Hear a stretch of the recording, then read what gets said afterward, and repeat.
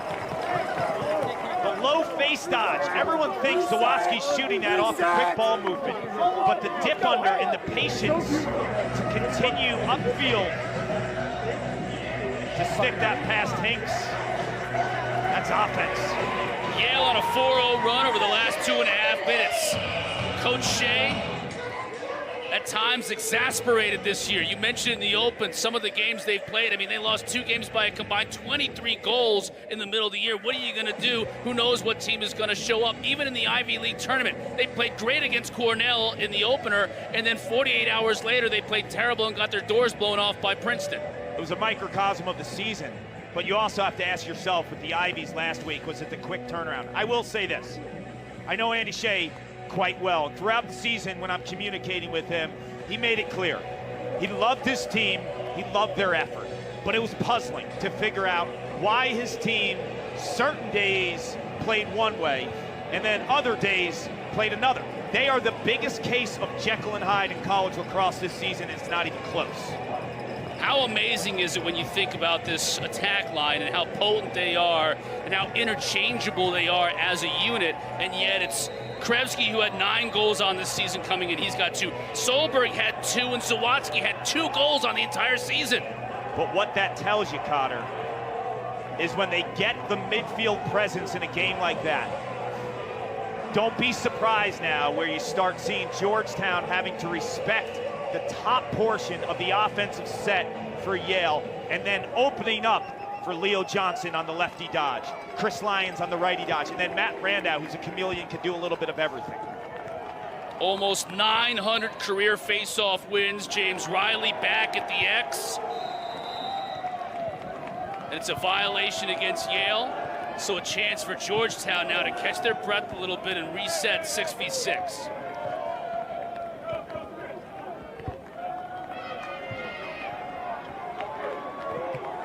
McDermott looking to dodge up top.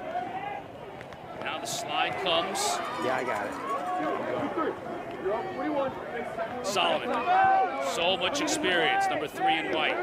Began his career at North Carolina. Inside, that's a good look to McDermott, but he gets his stick checked away from him and picked up by Yale.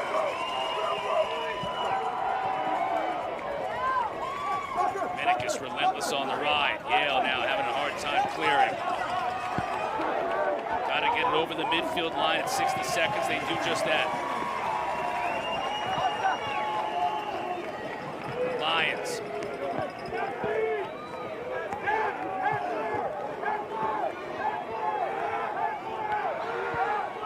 Brandow shoots, it trickles past Hinks. Did it go in? Yes. The officials say it did. All the rolls and bounces are going Yale's way right now. We'll take another look at this. Does the entire ball cross the goal line? Matt Brandow smiling. He has the short stick, and Yale does a terrific job of getting the switch. Hinks makes the initial save. That's clearly a goal. You see it on the inside of the pipe, past the goal line. This offense is getting super confident. Take another look at that. Inside the pipe. Brandow becomes Yale's 5th different goal scorer on the day. Talk about the leadership of this offense, too, with Matt Brandow. He was a true freshman in 2019 when they went to the national championship. Riley gives it off to Minicus. Look at 33, running back to the midline. He is toughing it out. They need him right now. Georgetown's got to have him. You can tell, though, he's hurt. He's not himself. He knows he's got to give him everything he's got, and he got possession that time. Kelly now from X. Got his defender hung up, so he's looking for a cutter. All kinds of activity in front of the crease.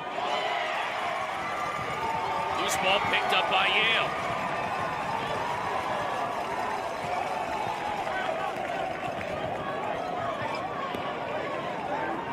With a defense like Yale, who's struggled at times, it is critical. First-time ground ball opportunities in their zone, they clear it cleanly like this. Critical. Delayed call against Georgetown. Bragg will shoot and score!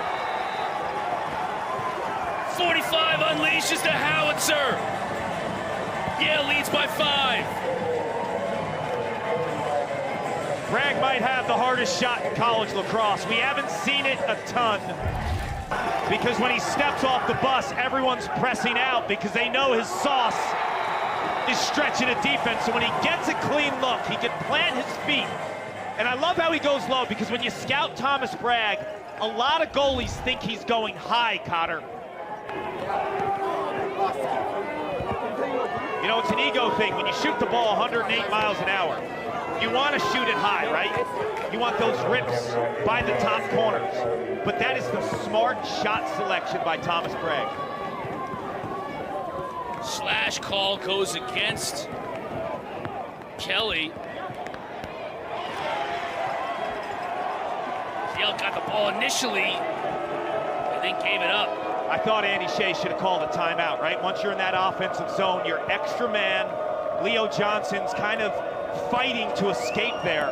That would have been a good timeout because then you put your extra man unit out there. Didn't get it. It's a huge turnover because now Georgetown can run off some of, if not all of this man down. Again, it was a 1-minute slash against Kelly. The question is, though, is Leo out of the box area? If he had the ball in the box area in that offensive set, it's a no-brainer timeout. He was right on the cusp. You're right, Kark. Shea may have been trying to call the timeout and the officials wouldn't give it to him. At any rate, this penalty winding down, so Georgetown is able to get the turnover. They'll wind this penalty down, and we're inside the final minute of this first quarter. Back and forth early first quarter. It has been dominated by Yale of late. Dordovic scored the first goal of the game, has been quiet since. Can't get free at all. Now he does, shoots it wide. Such a volume shooter. Over 160 shots on the year. 2 in white. He's got the green light. Paquette comes up big. Got to clear it. These are the first-time grounders. If you're Yale, you have to clear this ball. Demuth was able to pick up the ground ball. Now they'll get the punt return clear. 10 seconds, inside of 10 to go. Can Yale get another shot? Johnson, got to shoot it right away. Can't get one off. Tried the extra feed to Brandow in front, and it didn't work out for him. That's one of the few things that didn't work out for him, though, all first quarter. Yale lacrosse in 2023, right? This is a snapshot. You don't know what you're getting. They hope that Dr. Jekyll, Mr. Hyde doesn't continue throughout this game, though, into the second quarter. Even-keeled Andy Shea hopes his Lelis are that way the rest of the way because they've built a lead here at Georgetown. 8-3 after one, Yale on top. I can feel my heart beat, nothing's gonna stop me now. Charlottesville earlier today in Virginia's game. That was unbelievable. Right? You saw some of those face-offs with the ball. It would just stop. Yeah, it would just stop. Stop like in a pond. Virginia was able to handle Richmond. Notre Dame had no problem with Utah either, so both of those teams advanced. Virginia gets the winner of this game in Albany next Saturday. Another face-off violation, this one against Georgetown. Against Yale, so Georgetown ball as we start the second quarter, unceremoniously. How can Georgetown turn the tide? Minikis, he's fast. Help comes along the way. Now Haley, one of the top assist guys in the entire country, really, number 4. Not a goal scorer at all, but a great feeder. Back behind X. In front, behind the back, over the top. You know, Georgetown's been at their best this year offensively when they dodge off a quick ball movement. I thought earlier in the season, you know, there's 4 grad transfers in this offensive set getting used to each other. Right. When the ball starts spinning, they dodge off of it. Oh, Dordovic. Oh, what a goal!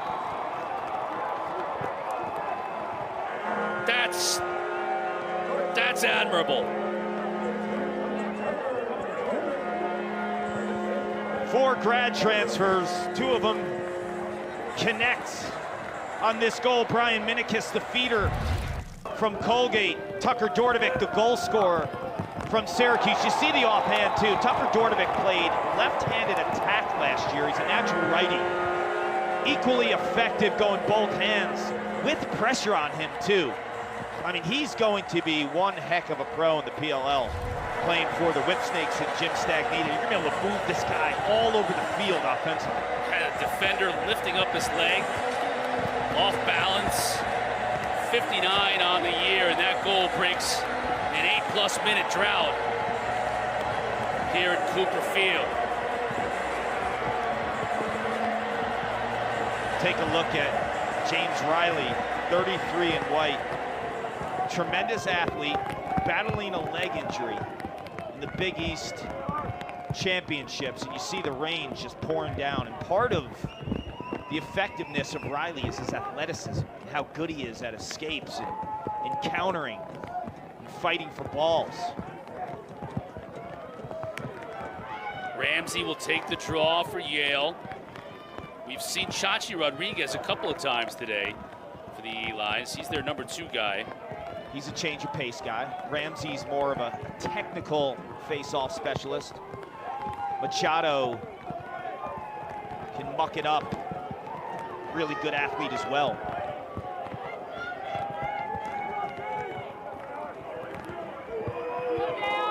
A little bit of a delay, but now we're ready to go.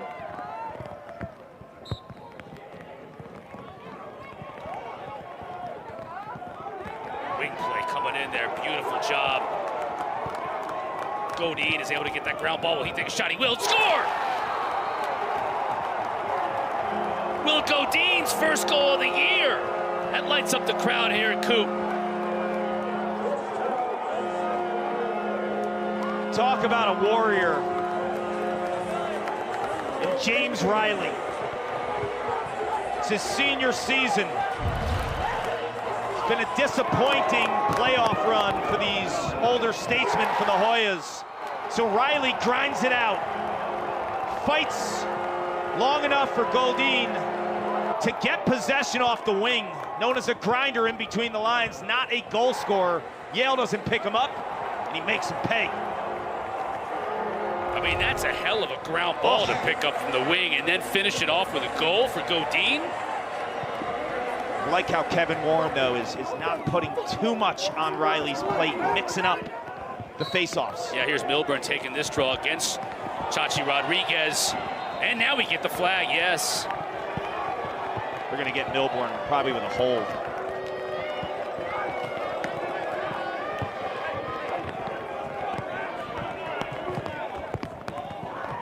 Got a slash, 1 minute. So Milburn guilty of the slash. It'll be a man up for Yale for 1 minute. Slashing penalty on 29. Carson Milburn, 1 minute for the slash. Take a look at a card. Yep. Wins the initial clamp. Oof. Yeah, that's easy. Right along the neck. Yeah, because if it's a hold, too, it's no possession. It just would have been Yale's ball. That's the right call.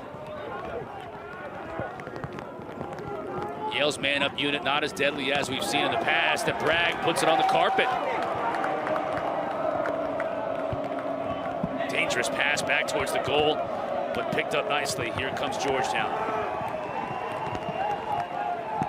Hess, number 40, played a lot of two-way in his career, mostly on the defensive end now, but don't be surprised to sometimes see 40 stay on. It's a blown opportunity for Yale in their extra man offense. A unit that struggled, 27%,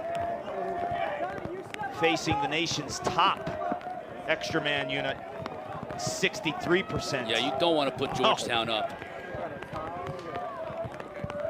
So Bundy willing to just run this clock down, which he will do successfully. They'll kill off this penalty, go back 6v6 on the offensive end. Minikis will come out of the box to make it 6-6. Watch the speed of 13 in white. Shot out of a cannon. Covered by Bryce DeMuth, number 35 in blue. Up top to McDermott, one of the team captains. Down the alley, nothing doing. Back behind the cage. Tough pass to Minikis, he corrals it. McDermott is on a shorty. Thought he might do a two-man game with Haley. Instead, he rolls back. Tried to get to his strong hand. Good pass behind the back, shot missed by Kelly. Had no problem with the shot. You're losing your angle if you're Kelly, but there's no backup. Yeah. So Yale closest to the ball when it goes out of bounds on a shot. They get the possession.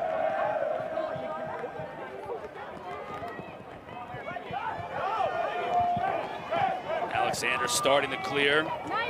Montfort initially got it past the midfield line, but a big battle for it there. It's going to be won back by Georgetown. Kelly avoids Krevsky. Now Krevsky's hung up on the defensive end. Georgetown in a big-time position of advantage here. Bundy looking to take advantage.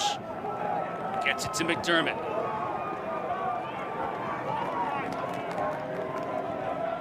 Still got Krevsky hung up on the defensive end. Number 48 in blue.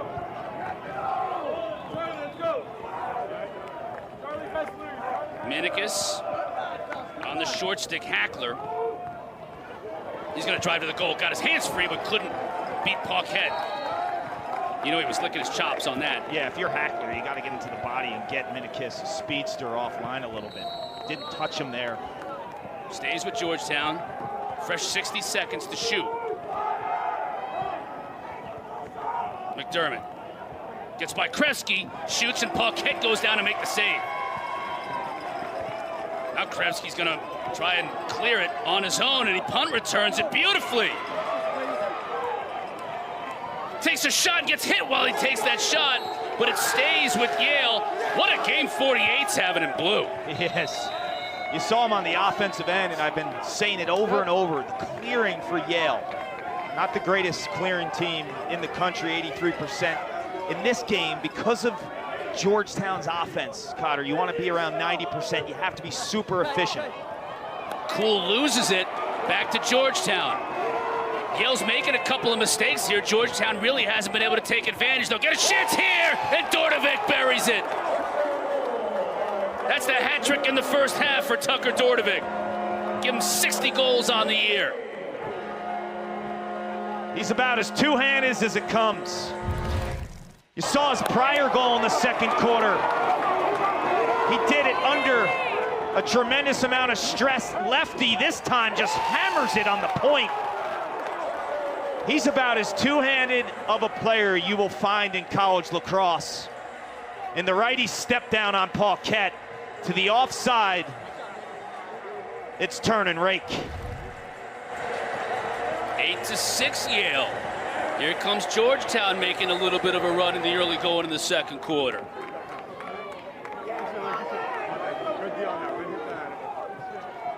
Wiley again at the dot. Battling with Ramsey. Old school stalemate initially. Ramsey pops out of there with it. You know he can hit that shot, but Stuzen is stoned. Here comes Georgetown the other way. You got to give Stuzen the green light because he had 3 goals in the Ivy League championship against Princeton. That's part of what he does in transition as a long stick midfielder. But you had an opportunity to trap James Riley, the face-off specialist who's been dinged up the last couple weeks for Georgetown. He's on the defensive end. I want to run him. You also want Stuzen to take that shot, though, don't you? Just not to the stick of Hinks. Yes. Stuzen's been unbelievable on the offensive end. Whenever Pohl gets a hat trick, Dordevic is feeling it right now. The pass inside, couldn't hit Bragg. Still, though, Solomon. Plenty of time to shoot for Georgetown.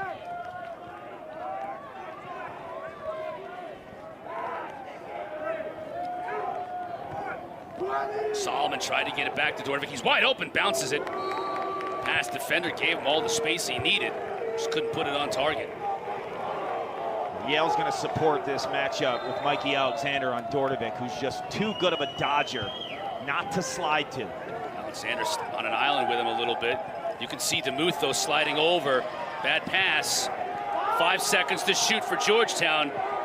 Someone's going to have to let it fly. Solomon tried to feed it inside, and it's going to be officially a shot clock violation. Paquette is able to corral it. What's critical for Yale defensively is supporting the Dordevic matchup, forcing him to pass. Only 13 assists coming into the game. He's shot first. He's shown ability to pass, but not at the level that he scores goals. Little haphazard here. Yale trying to take advantage. Johnson. Solberg has a goal. Number 2 has a goal earlier in the game.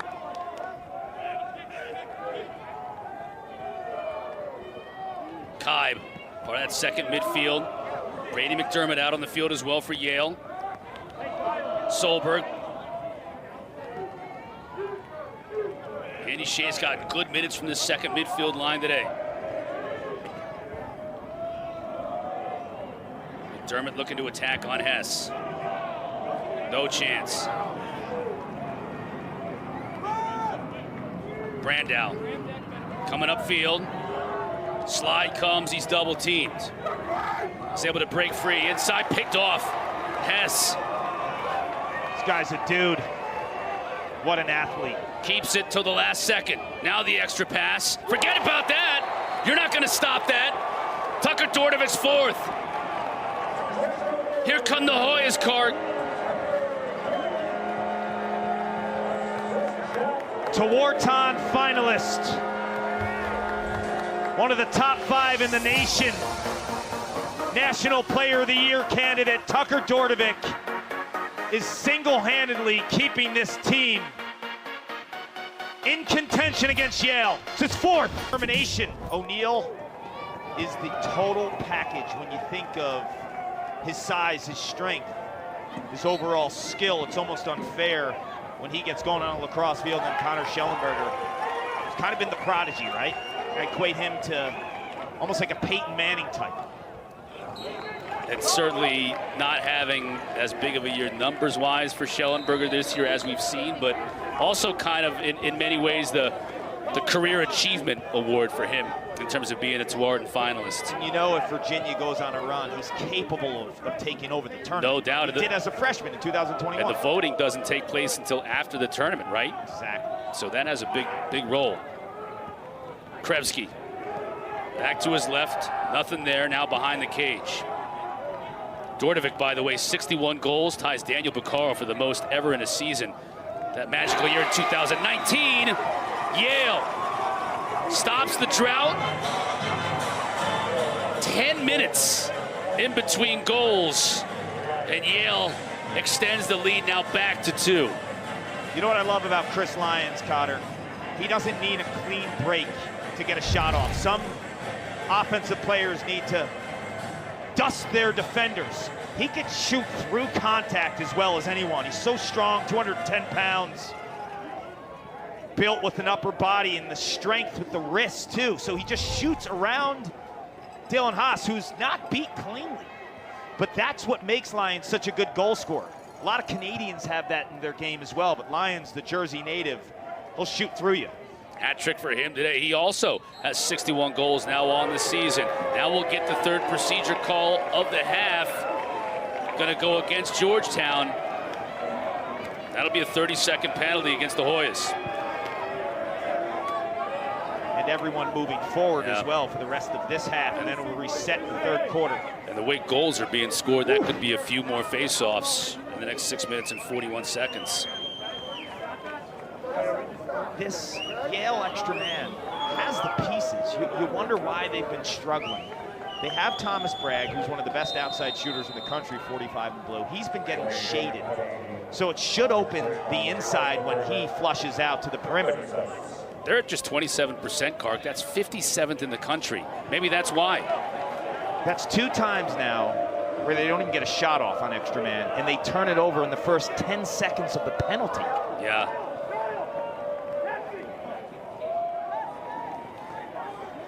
Tziminovich and company will just be able to kill off this 32nd man down and be able to operate 6v6.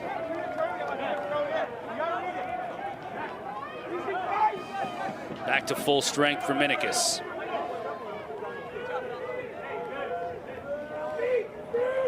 Yale has turned the ball over 5 times this quarter. It's given Georgetown a chance. Boy, McDermott had a really good look, chose not to take it. Instead, Minikis on the far side. Here's Tucker working on a short stick. He's going. Shoots. Paquette makes the stop. Steers it aside, stays with Georgetown.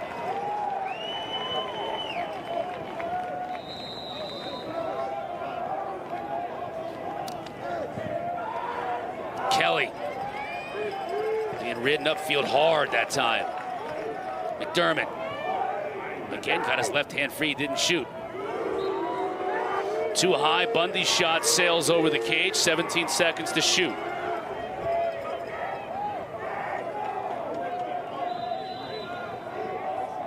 Minikis trying to use a pick or run by Alexander, won't do neither. Loses the ball, Alexander picks it up.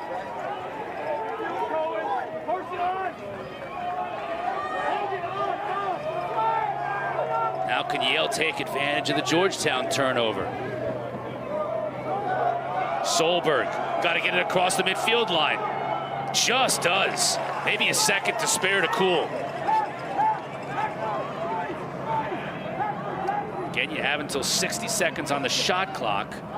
That's 20 seconds once you get possession to get the ball past the midfield line. Lyons. Now he's on Donaldson. Donaldson is the thumper, if you will, on this Georgetown defense, number 43. So is Lyons. It's meat on meat, your kind of matchup. Oh, look at that. Oh, Brandow had a really good look and a quick shot, but Hinks needed that save, and he got it. He did, only had 3 saves in the late stages of the second quarter. The confidence going into the second half is critical for Hinks. In a unit, Georgetown only allows 10 goals per game. Yale almost has 10 with 4 minutes left, so they've been able to get after this Georgetown unit He's been playing really high-end defense, specifically the latter half of the season. Dordevic on Alexander.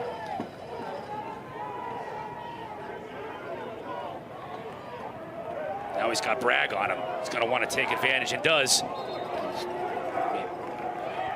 Now some players are just shot ready out of a roll. I mean, Dordevic is at the high extreme of that. It's like one movement and the ball comes out of his cross. Precisely. It's the spin and the release in one. A lot of players need to roll, get out of the escape, have a beat or two, and then shoot. Dordevic's all in one. It's like a catapult. Dordevic's 4 goals on the day, 61 now, tied for the most ever in a single season for Georgetown. And look how he does it. I mean, he does it with the right hand out of the roll. Lets Yale know, I'm coming.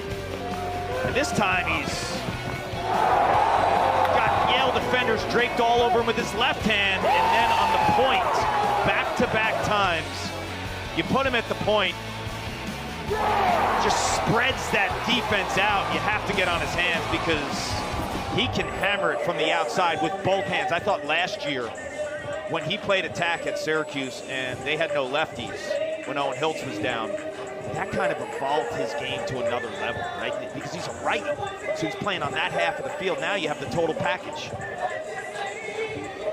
You can see this game has gone back and forth early. Then it was a game of runs.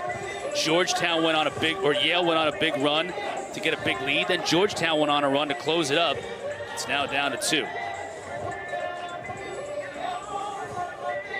Tucker Dordevic, as you could see, Tewaaraton finalist. Jake Carraway back in 2021. And then, I mean, what can you say about Steve Dussault and Brody Merrill? Dussault out of the state of Ohio helped put Ohio on the map.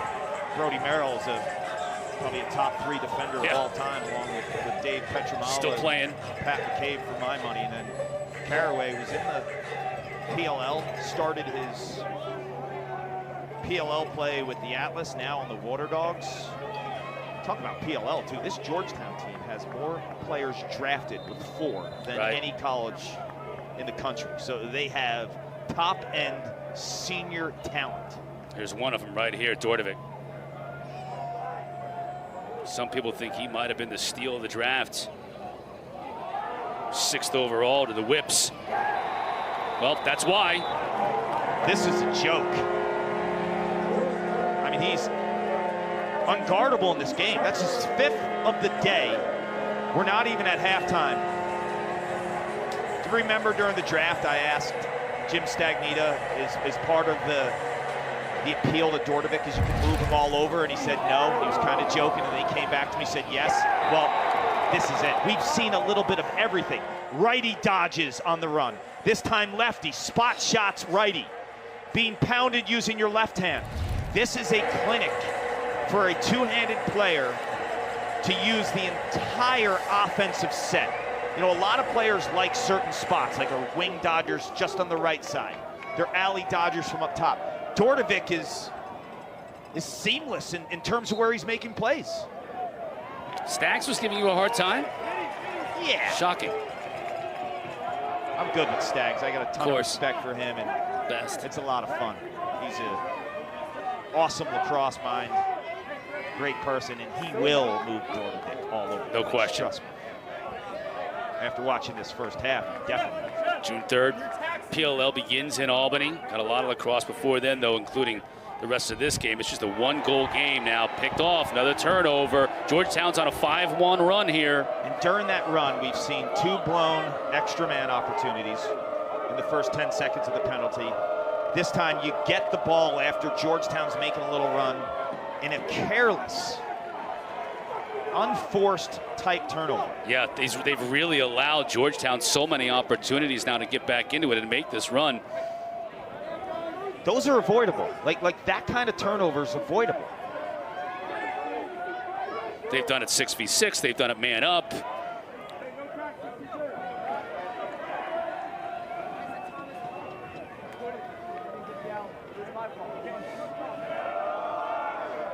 Minikis, look at the speed. Can he turn the corner? Cannot, loses his footing, but keeps the ball. Now the defender loses his footing. What a pass to Bundy, and they score! This is a high-end pass, Cotter. Super high-end. There's only a few attackmen in the country that make this type of pass. Connor Schellenberger from Virginia, Pat Cavanaugh from Notre Dame, add Brian Minikis to that list.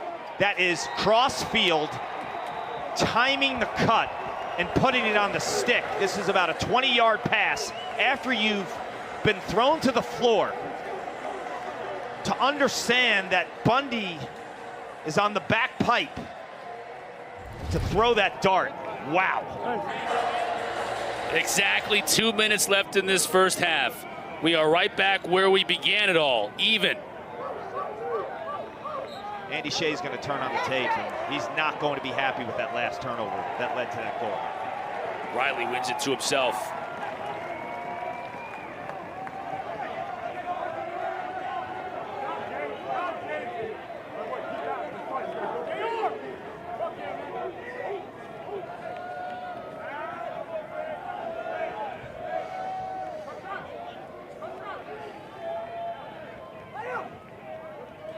Minikis. He is feeling it now, got his left hand free, just whistles it wide. Haley is there to back it up though, stays with Georgetown.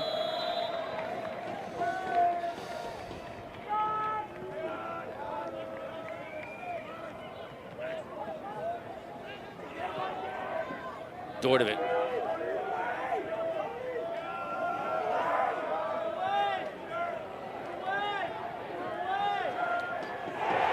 Georgetown continues their run. Nicky Solomon, he's got 2 on the day. It's been a minute, but the Hoyas are back on top. Got these game breakers. Dordovic and Minikis and Bundy. You need some glue. TJ Haley's about as good of a passer as there is. His true freshman year in 2021 led the nation in assists. This time he comes in as a substitute attackman and shows you he can deal. And I love the call of bumping Solomon to the first midfield because he's different than the rest of those guys. He's happy to play inside off the ball, cans it. They got the face off. They're going to get subbing to the box. You got to move out.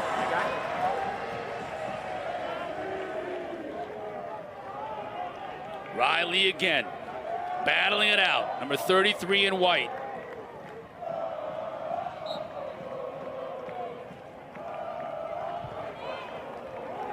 Ramsey. This looks like he would pick it up. Instead, Riley gives Chase possession to Georgetown, and Kevin Warren wants a timeout.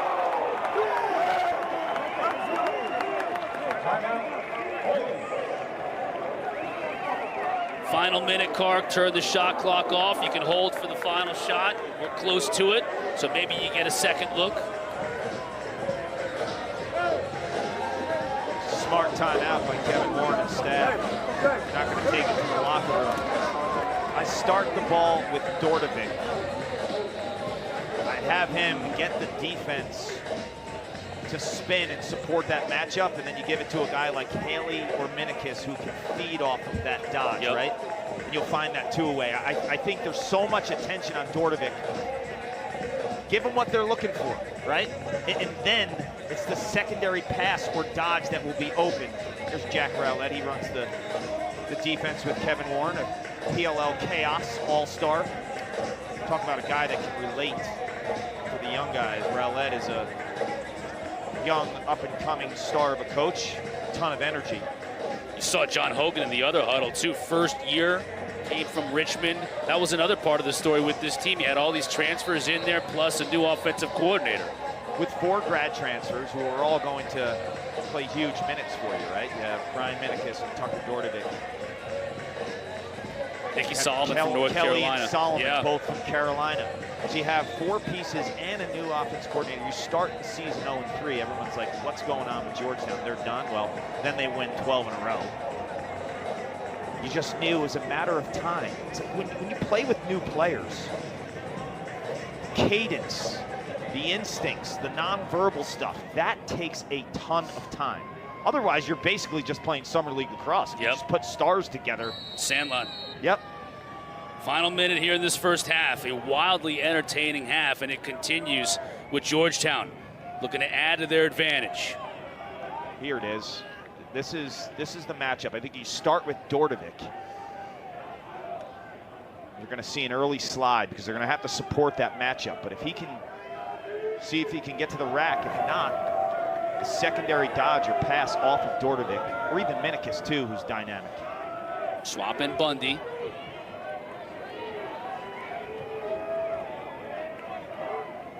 Bundy dodges down the aisle and fires with his right hand. He got a lot on that shot, but Buckhead got just enough to steer it aside. 16 seconds. Now number 2. Bull dodge. Over the top, 9 seconds remaining. Still plenty of time to get something going here.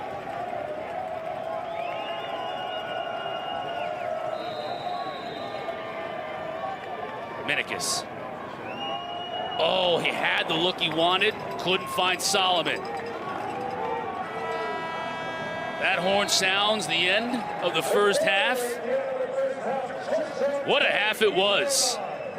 A half of runs. Georgetown's final run, 7 goals to 1, enough to enable them to forge a 1-goal lead at the break.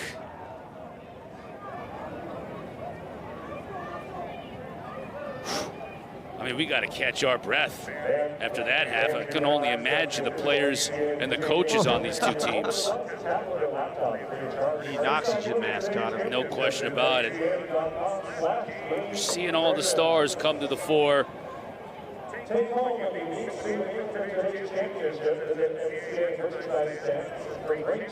Coach, it's Chris Cotter and Paul Carcaterra up in the booth. Game of runs, particularly in that first half. What are you thinking when Yale went on their big run and they got the big lead on you guys here early? I knew we'd fight back. This is playoff lacrosse, all right? 2 really good teams going at it. Up-tempo game, I can tell you that much. So I'm sure the fans are enjoying the heck out of this one. Coach, Tucker Dordovic hits the back of the net 5 times. What are you seeing in that matchup? You know, listen, I mean, I think right now they're going to look to, I'm sure to make some adjustments with Tucker, probably make it a little bit more difficult for him to catch the ball. Listen, he's one of our guys. He's the best player in the country, so we got to make sure he gets the ball in good spots. But I think our guys doing a really good job being unselfish when we have the ball. Coach, real quickly, how's Riley doing? It looks like he's battling it out there. He's battling. That's what it is. This is playoff lacrosse. You got to figure out. You got to push through, and we'll keep going. Okay, Coach. Thank you. All right, thank you. Coach Warren got to get dry, got to get warm at halftime. Speak to his team. He's got the flat brim. He's got the Jordans on his feet. He's doing all right. He's got the old Jordans. Yes. Because he's not breaking the new ones out of the box on a rainy day like today. But he's happy with what he has seen so far. His team is battling, as is Yale. A game of runs has Georgetown up a goal, 10-9 at the half. More with 𝐶𝐚𝐜𝐫 coming up. Don't go anywhere.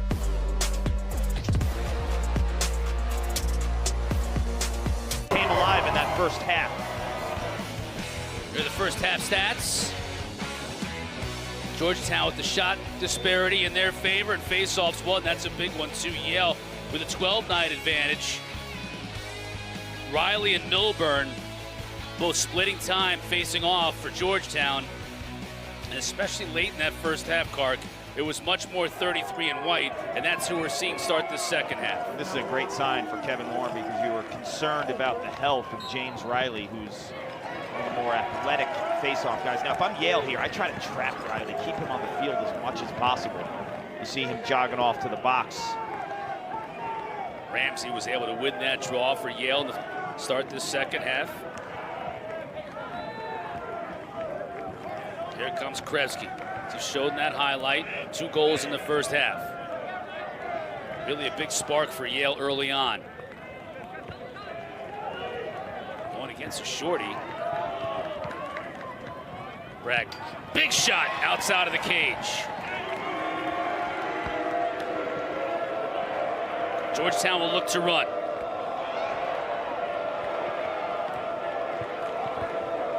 Still 10 seconds to get it past the midline, and that's exactly what they'll do.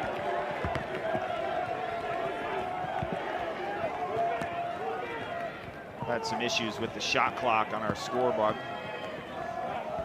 We'll do the best we can to keep you posted when they're winding down. Bundy tries to lower his shoulder. Help comes, but he somehow got through. 𝐂𝐻𝐾𝐀 makes a nice save. Georgetown looks to move quickly. Here's 𝐿. Tries to come back upfield, does. Tough angle shot and scores. Has a few words for Michael Alexander when he gets up. That's 2 for 𝐿. He's got some quicks, Cotter. And I love the compliment to Đorđević, who is power and aggression. 𝐿 is speed and quickness. You saw an unbelievable pass from 𝐿 in the first half. This is just a beautiful dodge, and it's not a clean break as well. A lot of times you see 𝐿 will leave defenders in the dust, but there he shows you his ability to shoot through pressure as well. Transfer from Colgate from Darien, Connecticut. Chosen 15th overall in the latest PLL draft last week. Gonna go play for Chaos at Andy Towers. Won't have to worry about getting fired up in that locker room. Oh. Worry about something getting broken in that locker room. 𝐿 gives a nice change of pace for Andy Towers too. There's a lot of Canadian finishers and skilled players. He gives you that dose of speed and quickness from a dodging perspective. Đorđević out of the box, gets it to Solomon. Finds Bundy. McDermott, this top midfield unit now for Georgetown. They've extended their run and started in the first half. 8-1 now for the Hoyas. McDermott inside. That's way too easy. Finds number 2, and Đorđević scores his 6th of the day. If you're Yale, you start worrying when your defense is on the ropes. Things could get ugly. You allowed 23 goals against Princeton. You allowed 20 against Cornell. When you're on the ropes, you start thinking, you get dizzy. You're late with your slides. You're off ball play and your hesitation, should I go or shouldn't I? And that is the worst thing you can do defensively, is being caught in no man's land. And Đorđević recognizes that, and that's the easiest of his 6 today.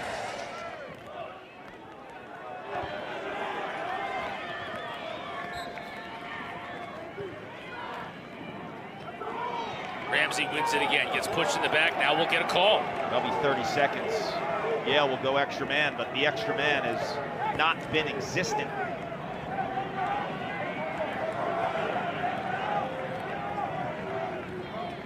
Brandau trying to work on Donaldson. Here comes 𝐿𝐾𝐿 along with Solberg, second midfield unit for Yale. Bragg looks like he wants to dodge behind the cage.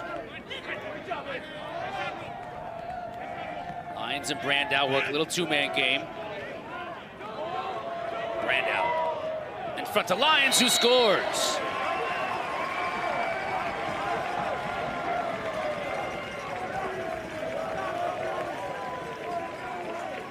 It's the answer Yale needed. Matt Brandau gives you a little bit of everything as a starting attackman. 41 in blue. 2019 went to the national championship game with Yale. And ever since, he's been a leader on this team. He has the shorty, so he knows there's going to be a quick slide. Bowen slides early, and Bowen is on Chris Lyons. And Lyons scores a goal very similar to the way he finished his freshman year on the crease, but now as a sophomore has developed a whole offensive scoring game. Dodging, finishing, and spraying. Warren going with Milburn for this draw. Ramsey again for Yale. Ball got stuck down Milburn's feet. Gets possession. That was dangerous. Boy, Lyons was lying in wait if that ball had gotten over a Georgetown player's stick, but it doesn't. Bundy finds Hess, and it's a successful clear for Georgetown.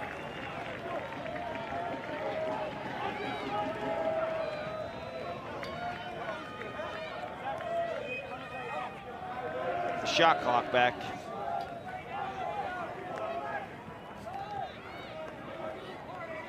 Carroll. Bundy. Extra pass. High up in the air as Paquette makes the save. Closest to the ball is Yale. That's a good call. Leo Johnson, 6 in blue, recognizes that ball's in the air, gets closest to the ball when it goes out of bounds without going out of bounds. He's right on the end line or that sideline area. Right, it's wherever the ball goes out of bounds, even if it's on the other side of the field, closest to it. Krevsky, now Brandow. Extra look to Cool, gets his left hand free in the middle of the field and scores.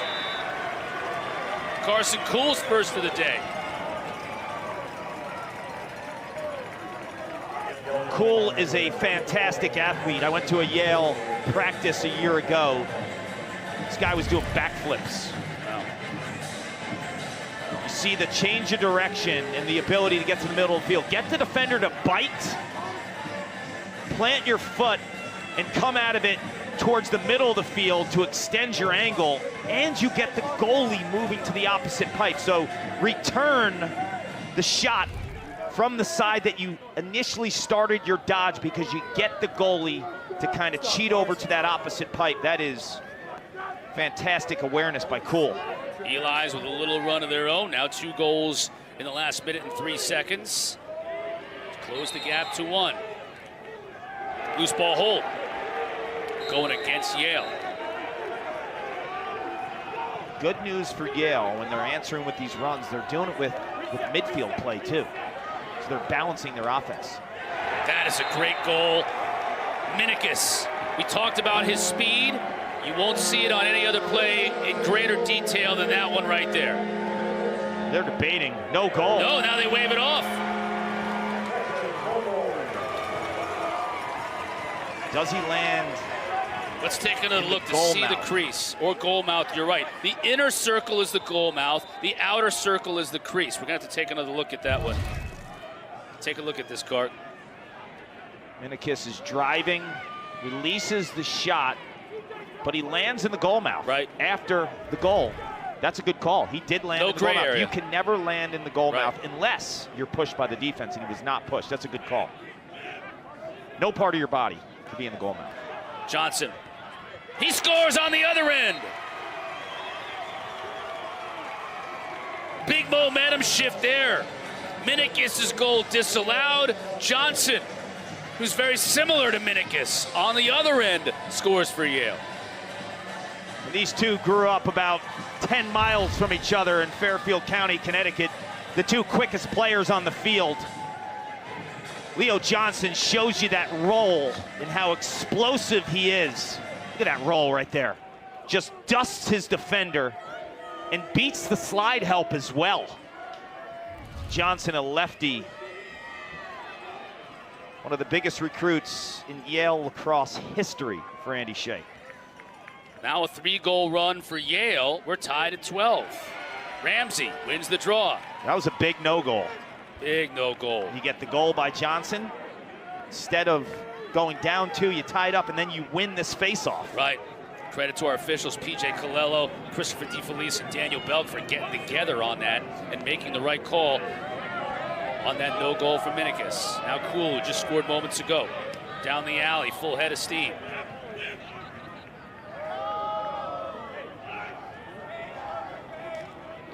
Yale a little more sprightly now in this 3rd quarter after that run. Zwatsky already has 1, bounces this one wide, race for it on the end line, and it's won by Georgetown. I don't know about that. It looked like Johnson was closer to the ball, maybe not the end line, but he was closer to the ball when it went out of bounds. That's the key. That's how the call was made, and the call was made in favor of the Hoyas. Hess, 1-man clear. Is that the sun coming out almost? Are you shocked by sun? Yes. Like you live in Scotland in rain season? I feel like I've lived in Scotland this whole lacrosse season.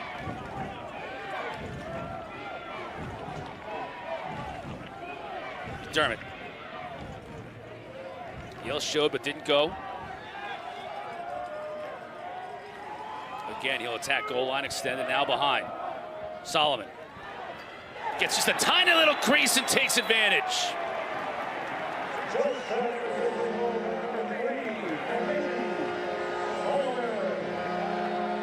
If you were to grade Nikki Solomon's game, it's almost perfect, right? 0 turnovers, 3 goals on the afternoon. He's only taken 3 shots.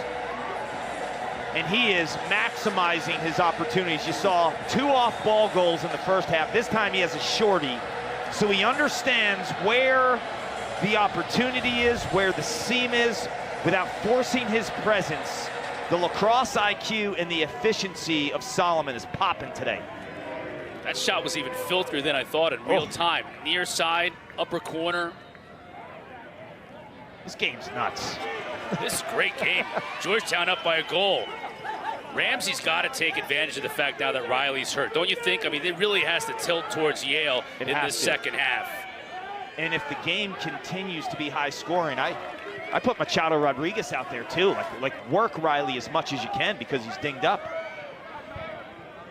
And if you can trap him too, that's the next layer of winning this battle. But he's been really savvy in terms of getting off the field. Krevsky back to his right.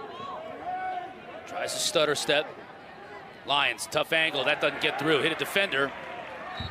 Out of bounds. Off of a Georgetown player. It'll stay with Yale. Gonna reset a 60. Didn't get to goal. Oh, It'll didn't stay get at to 40. goal. Nope. Hit off a defender. Not Hinks or the pipe. It's a good call by the ref. 𝐿𝐸. The diminutive number 7 in blue. Now they're saying a deflection. Oh, the official's gonna stay with Yale, yeah.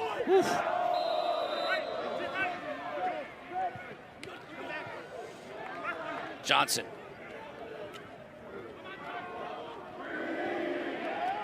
Rolls back to his left. Fires, bounces it in! That looked like it fooled Hinks a little bit because it maybe got deflected before it got to the crease card. It got there so slowly, it was like a knuckleball. That's his second of the third quarter. The midfield for Yale was popping. It's only a matter of time. This high-scoring trio came to the party. Leo with back-to-back goals. We're all tied up in the nation's capital. 3 men's lacrosse championship. Visit NCAA.com, your home for all 90 NCAA championships. Kark, you and I will be in Albany on Saturday. Can't wait. And we will have the winner of this game versus Virginia as one of our 2 games. Talk about high scoring. Cavaliers led the nation in goals. These 2 teams obviously can fill it up. We got a nice crowd here in DC. I think we had a Kevin Warren parent spotting as well. We did see, they are in the stands here. We got them somewhere. I think we did locate them. There they are. There's Ken Warren, Kevin's father. I sat with him probably 8-10 years ago. We watched a high school game, a playoff New York State high school game, and Mom Jennifer. Yeah. And we were watching. That's awesome. Kevin was recruiting. He is a wonderful guy, funny as can be too. You wonder where Kevin gets his personality. His dad had me in stitches all afternoon. We're watching the game and former Nassau County police officer. Yep. Kevin said he just got a smartphone, so he's been texting him left and right. Right, he had the flip phone. He would always have it off unless it was flipped open. You could go for days on that. Yes. Needless to say, Kevin Warren's got to figure out what's going on here because the game of runs continues, Kark. It's a 4-1 run now for Yale in the last 4.5 minutes that has this game all knotted up. Solberg try to put a shoulder into the defender. Yale coming back far side. Zawadzki has a shot. Too high.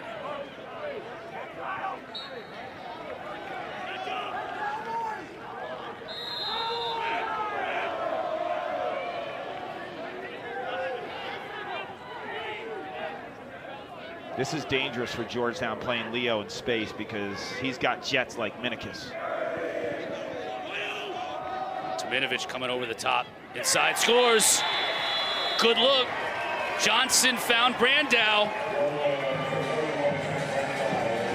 5 out of 6 goals now scored by Yale in this game.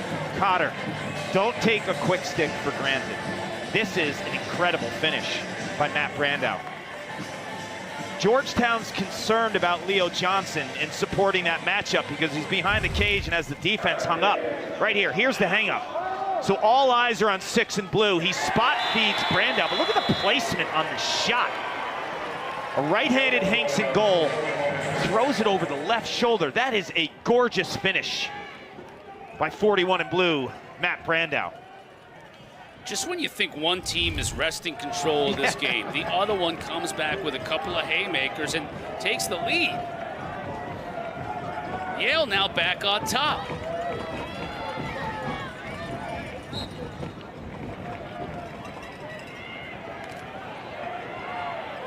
Milburn battling for it with Nicholas Ramsey. Still battling. Ramsey giving chase. He's going to pick up the loose ball. Milburn didn't give it up. Stays with Yale. Hackler gets it to Johnson. Bragg. Back over to Hackler. Now Johnson will get it behind the lines and they'll wait for reinforcements. Reinforcements, I hear that word in a 14-13 game. What's that? Could be this guy, Krevsky. Just trying to muscle his way in. Another shorty comes to help. Johnson. Look at that quickness and speed and scores! The hat trick for Leo Johnson. Yale is up 2. He's taken over this third quarter, Cotter. He's got 3 goals and an assist. In this quarter alone. Did it from behind the cage. This time he sweeps across. And I love the positionless approach to Leo Johnson.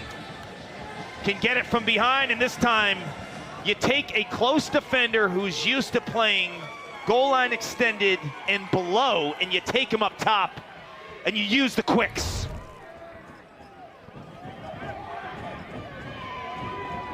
Hoyas need an answer. They'll turn to James Riley, who's been getting it done since the day he stepped foot on campus. Loose ball picked up by Yale. This will be a scoring chance, and Hanks is there to make the save. That might have been Hanks' best save of the day. They had to have it. Still trouble, though. Hanks makes another one.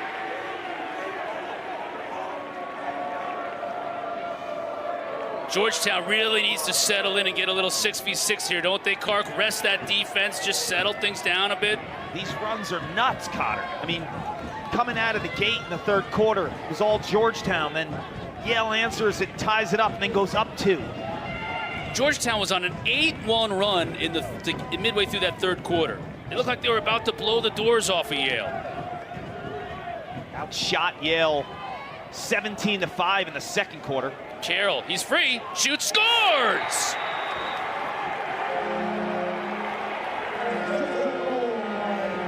Georgetown saying, what about our second line midfielders? They can fill it up too. And Aiden Carroll scores his 5th of the year.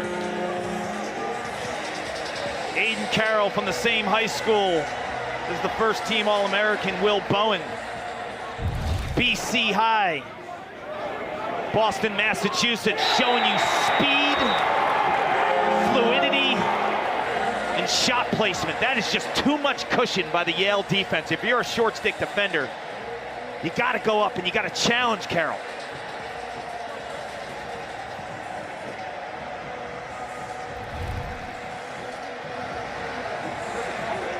Kark and I show you highlights of the last time these two teams played in 2019. That was a classic fourth quarter game. We've got the makings of another one here today.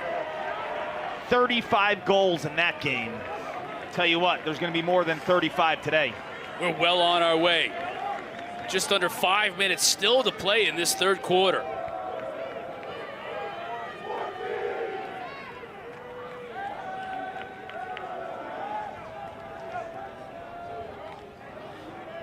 When we started, it was pouring rain. Now you can see the sun setting, reflecting on the windows of the buildings here in Georgetown. It has been a wild afternoon. Bundy Shoot, scores! That's ridiculous.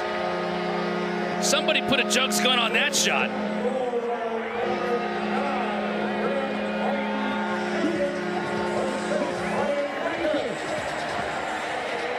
It's a first-team All-American that you almost forgot about with Minikis and Dordovic. Snap, crackle, pop.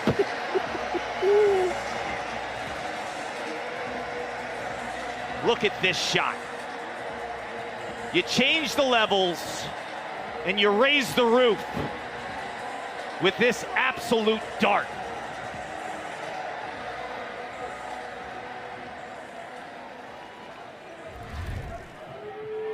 Wow.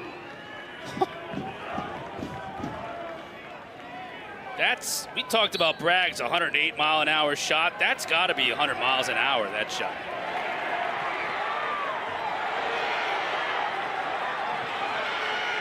Riley initially won it. That's a big win for Yale because you roughed Riley up as well, who's not 100%. So not only do you win the face-off, but you make him battle.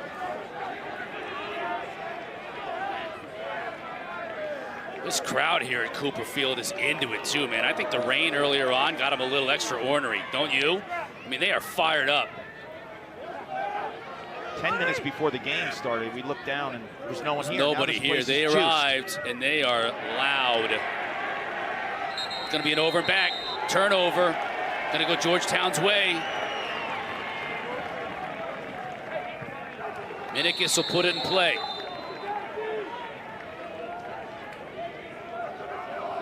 Ninth turnover against Yale. 15 all.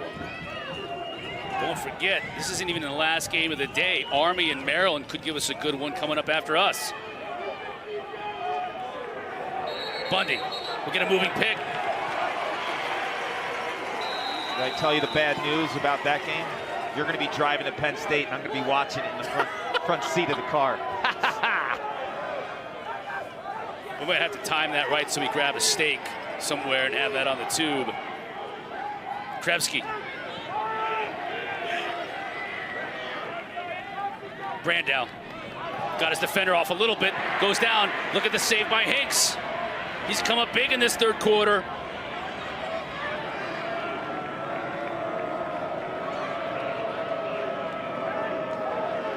Got to give Hinks credit. He's made a couple big-time stops. Hess is a runaway freight train with the ball in his cross on a clear. Forget it. Now he gets it to McDermott. He'll sub off. Solomon has had a fantastic game. Number 3 in white. As well as Bundy, who just scored on an absolute laser.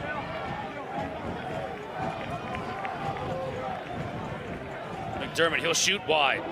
Kelly is there to back it up.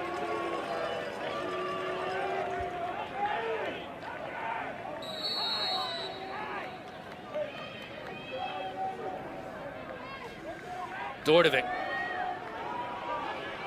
He's already had a game for the ages. Short stick comes, but leaves him wide open. Now McDermott's wide open up top. Makes the extra step, shoots. That's going to go to Yale. Kelly was slow to get over to back it up. So Paquette was closest to the ball when it went out of bounds. Either that or they're saying that was a pass. I think that was a shot. Open goal on the 10-man ride. Boy, Tominovic got a stick on it. That might have gone in without Tominovic redirecting it.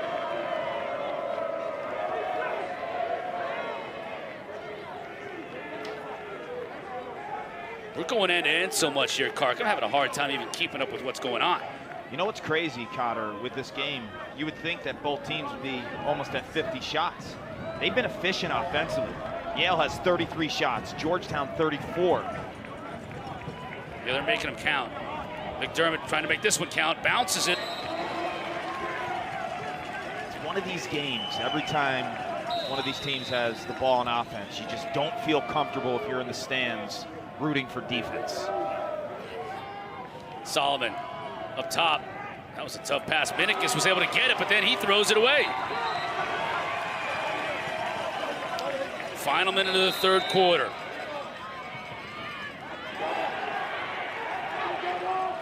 Hackler getting all kinds of harassed. Stays with it, though. If I'm Yale,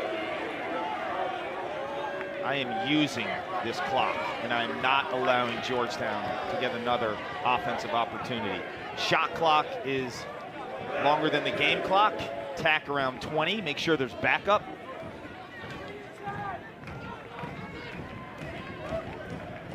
Solberg, number 2 in blue, behind Leo Johnson. Can the man who's 0 in the third quarter keep it going? Shoots no look, and 𝐻𝐾, man, 𝐻𝐾 has been great in the third quarter too. Fires a long one downfield. There's time if someone can catch it. I don't put anything past number 2, just ran out of time. What can you say, folks? We thought this might be the game of the day, and through 3 quarters, it has delivered on everything promised.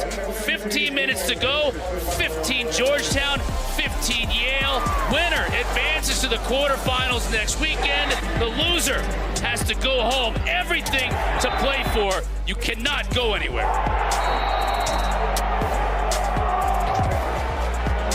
That's your home for all 90 NCAA championships. Here's the half of the bracket where Georgetown and Yale reside. Notre Dame won easily over Utah earlier in the day. Virginia, in a quagmire at Klockner, was able to get past Richmond. They await the winner of this game in Albany next Saturday.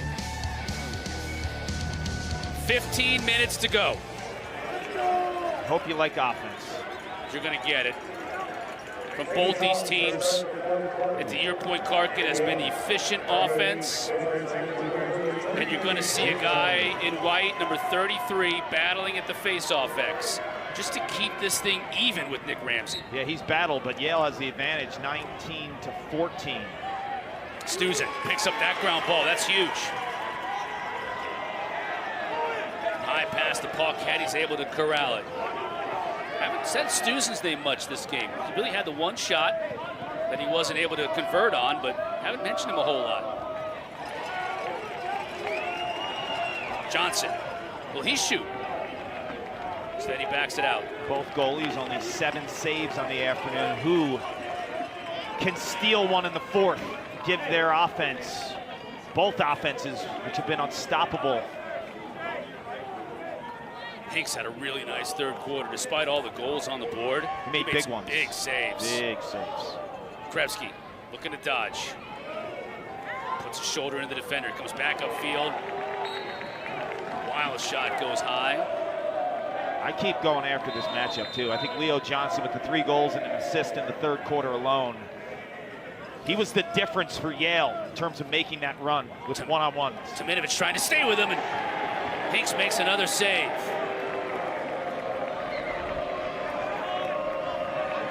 Leo had the separation he wanted.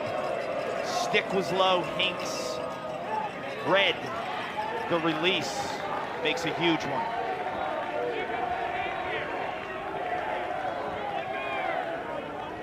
Bundy. Brett Malley getting a little run, number 1 in blue. Coach Shea's probably looking to steal some minutes with everybody so worn out in this game. Kelly makes a move and shoots high. It's one of the whole group of fans, right? The Georgetown fans. See the opening. Right, they saw it. Kelly made a great initial move, just couldn't put it on net. 𝐿𝐼𝐻𝐾 using a pick from Solomon. Defender comes through it. Look at the quickness from 𝐿𝐼𝐻𝐾. Goal line extended up top to Bundy. Switches back to his right, Kelly. Kelly's on a shorty. Instead gives it up to Solomon, who scores! The former Tar Heel gave it up to his former teammate in Chapel Hill. Now they're at Georgetown, and it's working for him. Atlanta, Georgia. 4 years at the University of North Carolina. Grad transfer. He's for 4, and he can't miss. The shot placement, the hug the pipe. The way that he's played without the ball in his stick. 3 of his 4 goals are assisted. The lacrosse IQ. You need one? The ability to find a seam, an opening in the middle of that Yale defense. Solomon has been spectacular. Face-off violation. Gonna go against Yale. Interestingly enough, Clark, because of all the runs we've had in this game, it's only the 5th lead change of the entire game. It's like one team has gotten down 3, 4, 5 goals, and they've clawed their way back. Georgetown has now forged a 1-goal lead. No lead is safe. Momentum doesn't really even exist in terms of the answers, the counter punches we've seen from both teams. And to these coaching staffs' credits too, Clark, neither team has gotten down. Like when it seems like they're down, maybe even out, down 4 or 5 goals, they've clawed right back. Solomon takes the shot at Paquette, makes a big save. First miss of the afternoon by Solomon.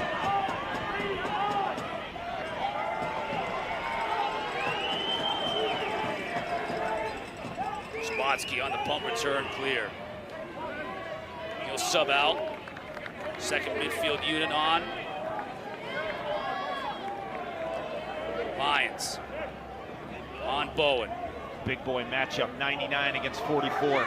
Bragg trying to weave his way to the goal.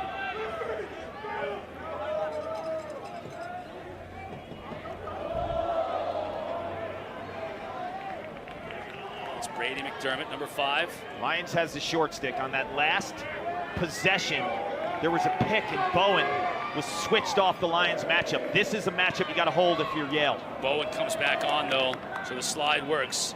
Trying to feed it inside. Georgetown comes out of there with it. That's Halpert. That was really good recognition by Will Bowen, who was in the middle of the field when Lions had the shorty, to time the slide and to hold the matchup once he switched. Tominovic with the ball in the offensive end. He'll look to catch his breath, gather himself quickly, and then sub off. Bundy says, I might not wait for it. Now he does. See him on the far side subbing off. That means Kelly can sub on, 55 in white.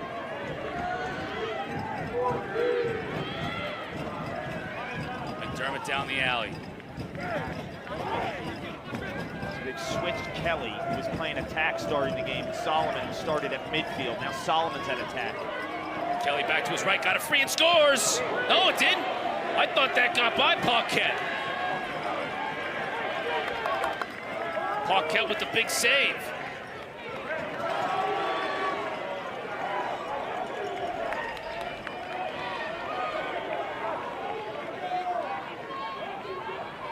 Twister! That time it finds the back of the net, and it's Hackler.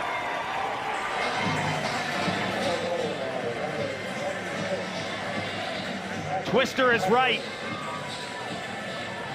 Elite athlete as well. Hackler is a Team USA under-19 player. Has an offensive midi.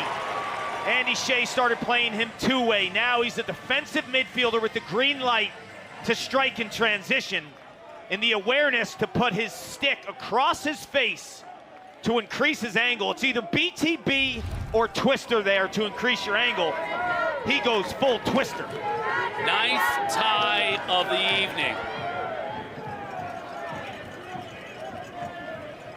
Can you imagine being a parent right now of a senior lacrosse player watching this game? Imagine being the parent of Kevin Warren. We just saw his 2 parents. They must be losing their minds. Someone will advance. Someone's season will be over, and for many of these seniors, 5th-year guys, grad transfers through the COVID, the lights will go off on their careers as well. This game is incredible. Georgetown has a lot of those players, Clark. You already mentioned the 4 cats who were drafted in the PLL. They've got a senior-laden bunch. Haley. Dordovic. This is his time. Shoots wide. Every time he shoots, you hold your breath, right? You know if it's on cage, it's going to force Paquette to make a big-time stop because of the velocity. Haley now back behind Dominicus. Still plenty of time to shoot for Georgetown. That's not an issue. Dominicus won't wait. He'll score!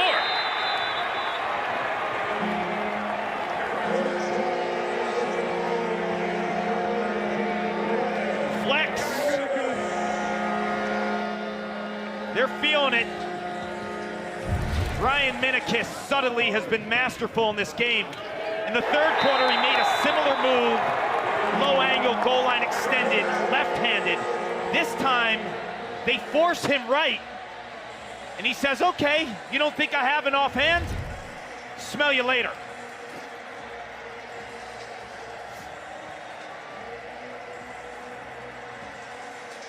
Of course, we've seen and heard everything in this game, so I knew we weren't going to get through 4 quarters without a smell you later. That had to come sooner rather than later, and it came courtesy of Brian Dominicus. Georgetown up a goal. This war continues. Won initially by Yale, then dropped, now picked up. Malley past the midfield line. Big ground ball by Brett Malley. Now Yale will set up shop, down by a goal.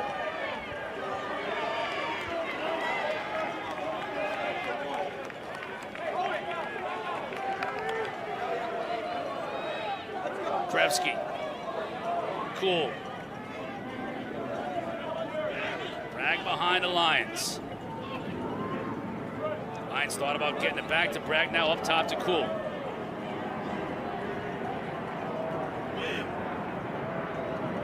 Here's Johnson on Tominovic. Gets in front of the cage, gets knocked off his line, but takes a shot.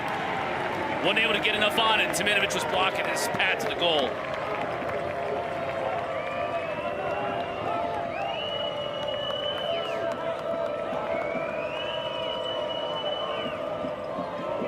This game is not for the weak of heart. Hess staying with it. Gets help now from Dominicus. Smart play by Dominicus. Over to Bundy. He'll wait for Solomon to check in. McDermott, midway point of this 4th quarter. Declan, now behind to Haley. He'll look to feed. Shot, Solomon. Hit the chest pad of Paquette. You could hear it up here.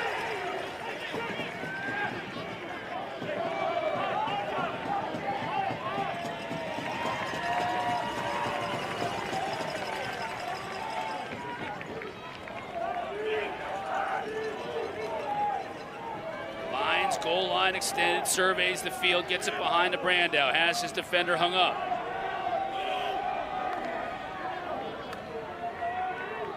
Brandow comes upfield, tough angle, but he shoots and scores.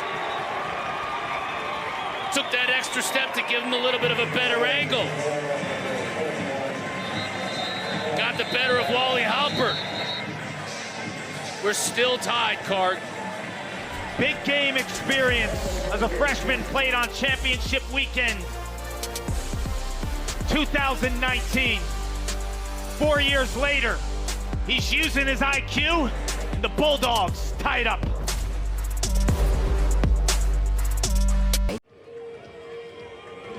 Lions with 4, Dordovic with 6. Each team has 3 players with hat tricks today. It's about as even as you can imagine across the board. Face-offs have been tilting a little bit more toward Yale, but that's pretty much it. As James Riley's been battling there at the face-off dot, getting some help with Carson Milborn. He'll take this next draw. Georgetown, the south end, the face-off battle. Scrapping of Riley is admirable.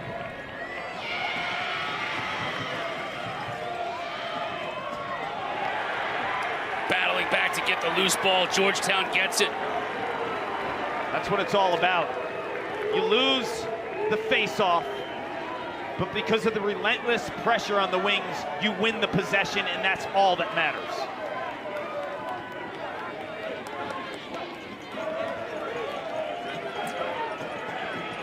Dordovic. Being Checked by Stuzen. Now behind the cage to Kelly.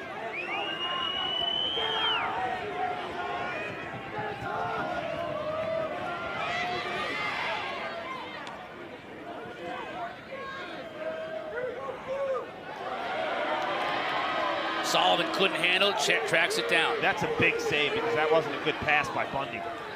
Dordovic. Paquette makes the stop.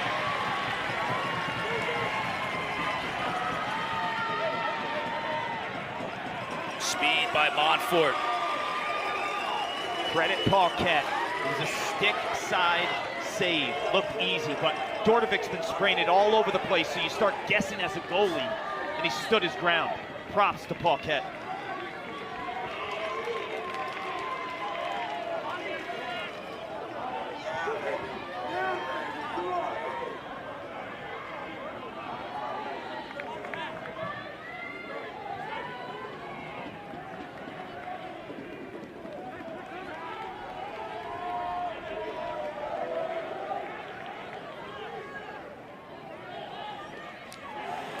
Look at Hinks. He has been really sharp in the second half. Denied Brandow. He's made some big-time low saves. A couple on Johnson, that one on Brandow. 10 saves on the day.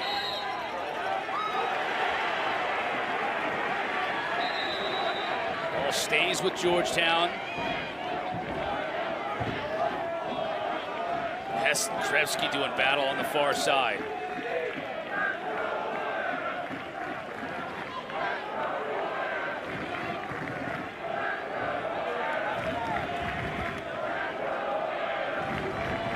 McDermott on Johnson, finds inside. Hayden Carroll had a good look on that turn and rake. Still plenty of time, 35 seconds to shoot from McDermott. Fires with the left way too high. So many of these fans are on their feet, anxiously awaiting the next shot. Haley, I thought he might take the rare shot. Instead, he gets it to Dordovic. Shoots wide. Open for a bit before Johnson was able to come over. It's a well-timed pick by Georgetown to just give Dordovic an extra step. Minikis shoots, scores!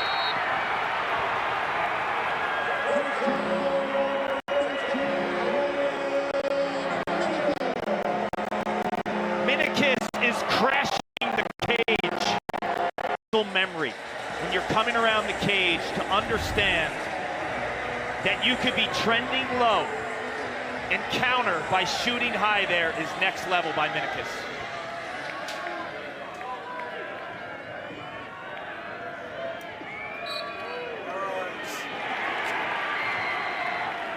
The excitement is palpable even up here in the booth. Kark is knocking over electronics. I can't handle it, man. This is the closest thing for me to playing, right? Like the nerves, the anxiety. The energy is off the charts at 3.5 to go. Georgetown up a 10 goal. hours if I could.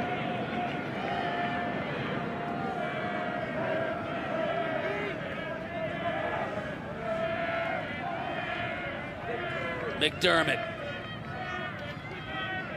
Big pick, now we'll get a flag. Call's gonna go against Yale.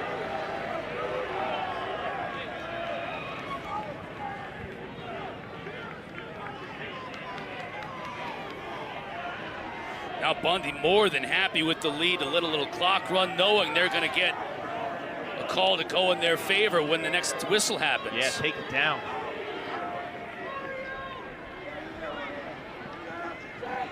Slide comes on Bundy. Now Kelly extended.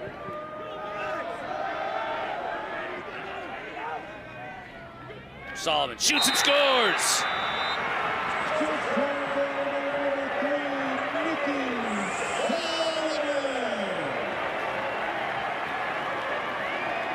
Now the question is, what is the flag? Is it a cross check?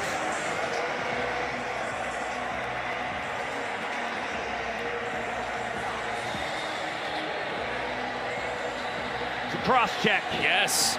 The question was, what will be the call? The answer has been Nikki Solomon, who's dropped a 5 spot. Fans are on their feet. And in the last 2 games, conference championship against Denver, 6. Today, 5. Look at the wrist, too, and the ability to shoot with pressure on, just the snap. So Montfort guilty of the cross check. The goal doesn't wipe the penalty off. Face-off violation. Georgetown ball. A minute man up. And just over 2 minutes to go in the game. And this is the best man-up unit in the country, statistically. Over 60%. 63% coming into the game, Clark. When you watch them on tape, they bleed the clock. They go deeper into man-up scenarios. It's not like first 10 seconds we shoot. This is a team that's accustomed to going deep into a penalty. So when you look at the game clock and you look at their strength on extra man, it's music to Coach Kevin Warren's ears. Kevin Warren said it's not complicated. We don't have a lot of extra movement. It's just quick, crisp, clean ball movement and the right movement to the right spot late in the clock. Solomon and Minikis have been special in the 4th quarter, both with 2 goals each in this quarter alone, Clark. Dordovic with 6, Minikis and Solomon, 2 goals each in the 4th. Solomon with 5 on the afternoon. Inside too, so chest to chest is recovered. Those are all grad transfers.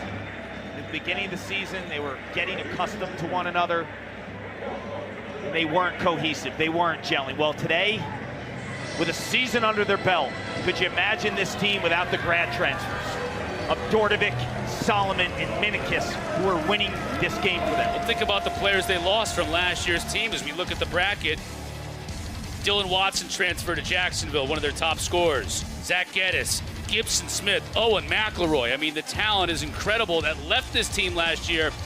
Kevin Warren had to bring in an influx of talent, and he did it. It took him a while to mesh. They started the year 0-3, and everyone is starting to think maybe it wasn't going to happen for him. Well, it's happening for him now. And the way they complement one another. Dordovic, the alpha, broke a record for goals in a season at Georgetown today. Minikis, the speedster. Solomon, off ball, his ability to find seams and finish today. 20 seconds still man up. Kelly, now the ball movement. Skip pass, Minikis, extra pass inside. Solomon is robbed by Paquette. Ball is still loose. Stuzen. He's a danger man. Instead, he gives it off to Leo. Back to full strength. Johnson. Lyons. Man, he wanted so much to go quickly. Instead, he brings it out. Johnson will shoot. Bouncer high, but it'll stay with Yale as Cool backs him up. Shea wants a timeout. 1:15 to play. He's down 2 goals. He's got 56 on the shot clock. Plenty of time. You've been successful facing off, so you know if you get one, maybe in the first 30 seconds, or at least a quality shot with backup, you feel good about your face-off situation today with Ramsey and Machado Rodriguez. Gotta score on this possession, though, and Andy Shea knows it, called a timeout, knows they gotta get a goal here, though, if any of that can come to fruition. So you have a guy like Lyons, who's scored over 60 goals, but he'll have Bowen on him. The matchup probably is Leo Johnson, 6 in Navy. He's had success in terms of getting separation from behind the cage, on the wings, and up top. I know you love Lyons, but he will be guarded by Bowen, who is the reigning National Defender of the Year. So you have to pick your spots here. And then you have Brandau, who you saw earlier in the 4th quarter. His body control and the way that he makes defenders pay for any type of lack of positioning, he can get it done too going to the rack. Final minute and 15 from Georgetown, maybe.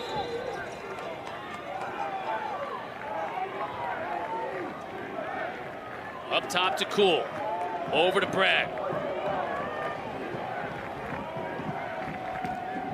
Hess checking him now behind the caged Alliance. Guarded by 99 in white Bowen. Inside falling down was Johnson. He wasn't able to get it on target. It stays with Yale. Brandow falling down. Stay on his feet though. Couldn't get a shot off. And Hanks comes out to corral the loose ball. Georgetown will clear it.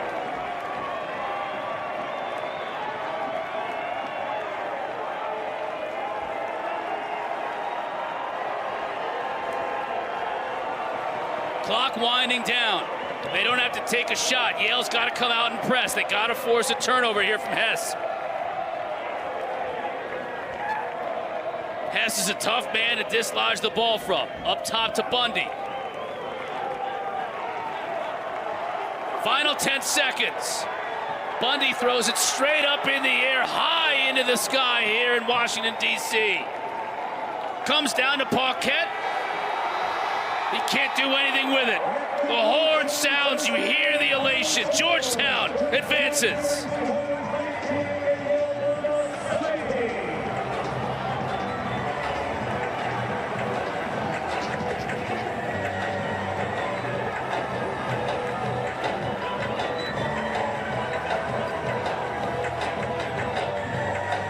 A year ago on this field, as a higher seed, they were upset by the University of Delaware. They heard the noise. Could the Hoyas win the big game? Were they May ready? Kevin Warren gets aggressive in the transfer portal and delivers with an offensive performance by Tucker Dordevic with 6. The transfer from Syracuse, Nicky Solomon from North Carolina.